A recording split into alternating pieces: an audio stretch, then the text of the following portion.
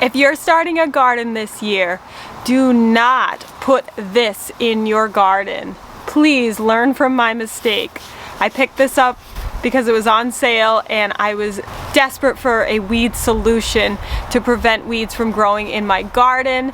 So I tried this plastic weed prevention, and let me tell you, it is terrible.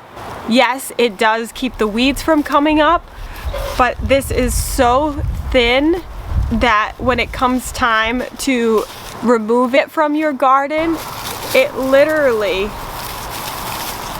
is shredded to pieces all over the garden, little bits of plastic, and it's a nightmare to clean up.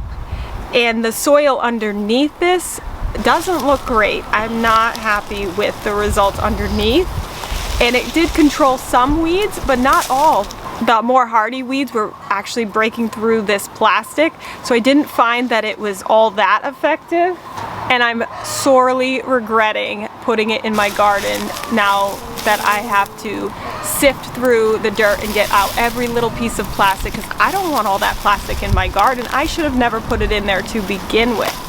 I've used weed barrier cloth in the past, like this one, and it does work. It does actually block the weeds from coming up through there. It does actually work. It's more pricey than this cheap plastic stuff that I got, and if I was going to do a weed fabric cloth again, I would get the more expensive cloth material. However, I don't like that it doesn't break down, that every season you have to pull it up and amend your soil and then put it back.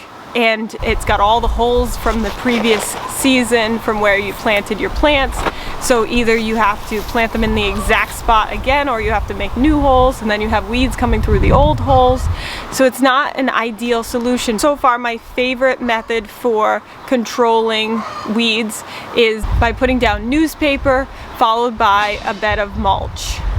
What I like about the newspaper is it actually does compost down and breaks down into the soil, and it's not something that you're pulling back up every season because of the way it breaks down. I have tried cardboard. Cardboard works really great with weed control, but I find that it's so thick that it takes so long for it to break down that I find myself pulling it up so that I can add compost to my soil and amend my soil and add the nutrients that I need. I just don't like how long it takes to break down, so that's why I prefer the newspaper. You're still gonna have some weeds coming through, but a thick layer of newspaper can really make a big difference in helping to reduce the amount of weeds that you're going to have in your garden.